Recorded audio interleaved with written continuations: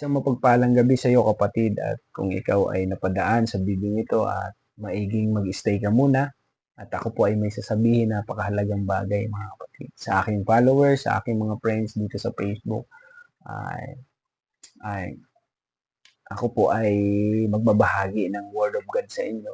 I hope na bigyan nyo ito ng panahon mga kapatid na pakinggan po natin ang salita ng Panginoon. Maikling panahon lamang mga kapatid. So bago tayo magsimula, ako po ay mananalangin. Panginoon naman banal, maraming salamat po sa gabing ito, Panginoon, sa pagkakataon na kami po ay makapagbulay ng iyong salita, Panginoon. Kami po ay makapag-aral sa iyong salita. At Lord, pangunahan mo po ang bawat isa. Sino man nasa likod ng screen na to, I pray, Panginoon, nabuksan mo ang kanyang kaunawaan at patuloy kang kumilos sa aming mga buhay. Lord, minsan pa, sa iyo po ang kapurihan at kapasalamatan sa dakilang pangalan. In Jesus' mighty name we pray, Lord God. Amen. Kung kayo po ay may Bible, mga kapatid, ay malaya po kayo makapagbukas. I hope na magamit ko po ang chance na ito, mga kapatid, na makapagbahagi, makapag-evangelize sa inyo, mga kapatid. Ang Word of God ay napakahalaga sa ating mga buhay. Bilang isang tao, mga kapatid, na tayo nilikha ng Panginoon, sa Kanya tayo nagsimula at sa Kanya din tayo babalik dahil Siya ang lumalang sa atin, mga kapatid. In John 14 verse 6, mga kapatid, ay malaya po kayong makipagbukas. Sinabi sa Kanya ni Jesus, "Ako ang daan at ang katotohanan at ang buhay, sino man ay di makaparoroon sa Ama, kundi sa pamamagitan ko."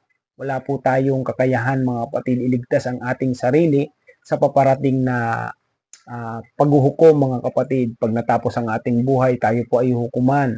Pag tayo ay namatay, mga kapatid, ang ating kaluluwa ay haharap sa Diyos, mga kapatid, at tayo i-judge ng Diyos kung saan tayo mapupunta. Siya po ay tapat na hukom, mga kapatid. Sa wala pong pagtatagal, may 5 bagay lamang akong pupuntusan sa mga oras na ito na iyo pong bigyan ng pagkakataon, kapatid. So, sabi diyan, bakit kailangan natin ng Diyos? Dahil wala po tayong magagawa kung tayo hiwalay sa Diyos. Sa ating binasa, John 14 verse 6, "Ako ang puno ng ubas at kayo ang mga sanga, at ang nananatili sa akin at ako'y sa kanya ay siyang magbubunga ng sagana, sapagkat wala kayong magagawa kung kayo'y hiwalay sa akin." Hinalintulad po tayo sa sanga ng Panginoon, mga kapatid, dahil ang sanga, pag naputol, mga kapatid, sa mismong puno, ito po ay malalanta, mabubulok, at sabi diyan, mga kapatid, igagatong, mga kapatid. Napaka ano po ng word na ito, mga kapatid, na igagatong. It's refer po sa judgment ng Panginoon na tayong susunugin, mga kapatid, kung tayo po ay hiwalay sa ating Panginoon. Pangalawang bagay, mga kapatid, katulad tayo ng isang tupang ligaw, mga kapatid. Sabi sa 1 Peter 2 verse 25, sabi diyan, "Sapagkat kayo ay tulad ng mga tupang naligaw, ngunit ngayon kayo manumbalik upang sumunod sa pastol at tagapag-alaga ng inyong mga kaluluwa." Walang ibang pastor, mga kapatid, na mag-aalaga sa atin kundi si Jesus Christ lamang, mga kapatid. Siya po ang mag-aalaga sa atin, sa ating mga kaluluwa, mga kapatid. So, ayan, mga kapatid, sabi dito sa talatang ating binasa, mga kapatid, ay manumbalik tayo sa Kanya. Dahil sa katotohanan, mga kapatid, na tayo po ay naliligaw, mga kapatid. Maraming taong naliligaw sa ngayon, mga kapatid, na mas nagtitiwala sa kanilang sarili kaysa sa Diyos, mga kapatid. Pangatlong bagay, mga kapatid, ay patungo sa kapahamakan ng tao. Yan, ang Panginoon ay hindi mapagpabaya sa kanyang pangako gaya ng inaakala ng ilan. Sa halip, nagbibigay siya ng pagkakataon sa lahat, sapagkat hindi niya nais na may mapahama, kundi ang lahat ay mga pagsisi at tumalikod sa kasalanan. Sa 2 Peter 3 verse 9, mga kapatid, mababasa po natin ang talatang iyan, mga kapatid, na tayo po ay patungo sa kapahamakan, mga kapatid. Kung tayo ay magpapabaya, hindi tayo manunumbalik sa Panginoon, mga kapatid, ang pangako po ng Panginoon ay tapat sa atin. Hindi siya mapagpaliban, mga kapatid, at nais niya ang lahat ay maligtas. Ngunit tayo po ay may sariling, bagamat sabi nga dyan, mga kapatid, bagamat makapangyarihan ng Diyos, may hindi siya isang bagay na hindi niya kayang gawin sa atin.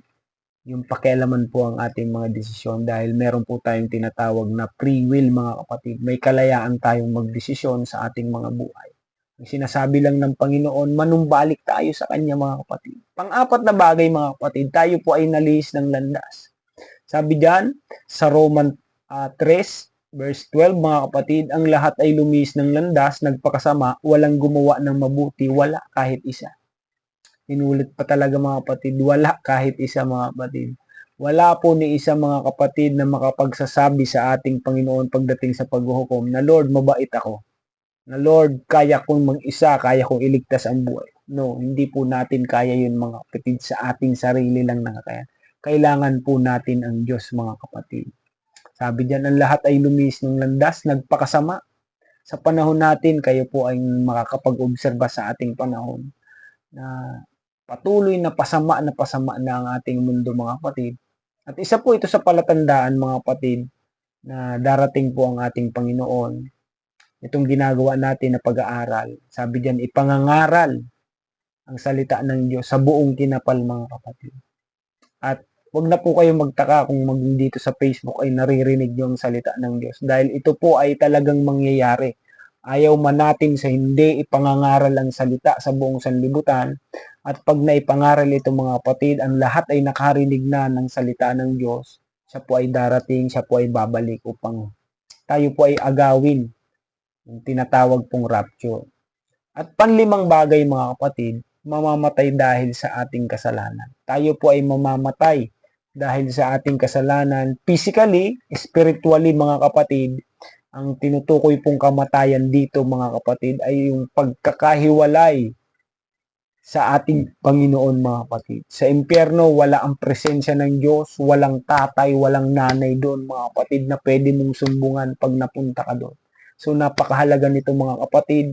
Nasabi dito sa Romans 6:23, sapagkat kamatayan ang kabayaran ng kasalanan, ngunit ang walang bayad na kaloob ng Diyos ay buhay na walang hanggan sa pamamagitan ni Kristo Jesus na ating Panginoon. Siya po talaga ang magliligtas sa ating mga kapatid dahil sa kanyang ginawa sa krus mga kapatid.